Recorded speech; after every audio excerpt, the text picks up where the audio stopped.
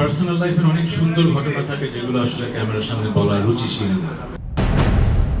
18 কোটি মানুষই তো আমার শুভাকাঙ্ক্ষী নয়। ভক্তরা যখন দেখছিলেন সঙ্গী শিল্পী ও অভিনেতা তাহসান গান ও সামাজিক যোগাযোগ মাধ্যম থেকে নিজেকে গুটিয়ে নিচ্ছেন, তার অনেক আগে থেকেই তিনি তার স্ত্রীর কাছ থেকেও নিজেকে গুটিয়ে নিয়েছিলেন। 2025 সালের 4 জানুয়ারি মাত্র 4 মাসের পরিচয়ে রোজা আহমেদকে বিয়ে করেছিলেন তাহসান। রোজা পেশায় একজন অভিজ্ঞ মেকআপ আর্টিস্ট।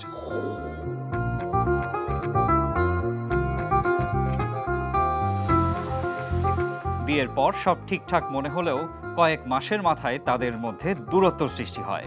তাহসান জানান তারা আসলে গত বছরের জুলাই মাসের শেষ দিক থেকেই আলাদা থাকছেন।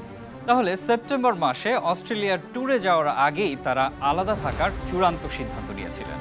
তাহসানের ভাষায়, সেই ট্যুরের আগেই আমরা আলাদা থাকার সিদ্ধান্ত নিয়েছিলাম। সেই সময় থেকেই আমি ফেসবুক ও গান থেকে অনেকটাই দূরে রয়েছি। দুজনের পথ বেঁকে গেছে।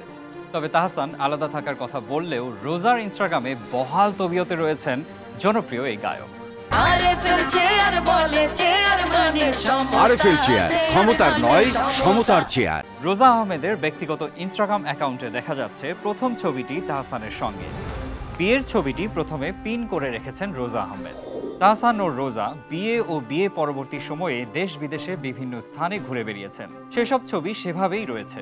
গত জুলাই মাসের শেষ ভাগ থেকে দুজনে আলাদা থাকলেও রোজার দিক থেকে তাহসানকে মুছে ফেলার কোনো উদ্যোগই নেওয়া হয়নি।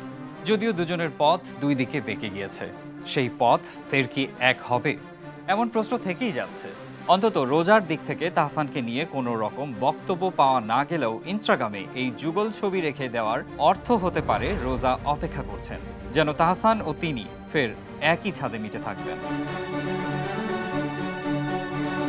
এদিকে এখন আর সৃজিতের সঙ্গে এক ছাদের নিচে থাকেন না মিথিলা। ফলে সৃজিত মিথিলার দাম্পত্য জীবন নিয়েও সৃষ্টি হয়েছে নানান গুঞ্জন। শোনা যাচ্ছে বিচ্ছেদ চর্চাও। আমি পূর্ণ হয়ে গেছি না, এখন আমাকে ভাল লাগে না। দীর্ঘদিন হলো সৃজিতকে কলকাতায় ফেলে ঢাকায় সময় কাটাচ্ছেন মিথিলা। এর পেছনে নেটিজেনরা সম্পর্কের টানাপোড়েনকেই দায়ী করছেন। অনেকেই ভাবছেন তাহসান তার প্রাক্তন মিথিলার সাথেই এক হবেন। আবার রোজার ইনস্টাগ্রাম বলছে দুজনে ফের এক হলে হতেও পারেন। আপনাদের কি ভাবনা? শেষ পর্যন্ত দেখা যাক কি হয়। অপেক্ষায় থাকুন, ভালো থাকুন, থাকুন পুরাই বিনোদনে।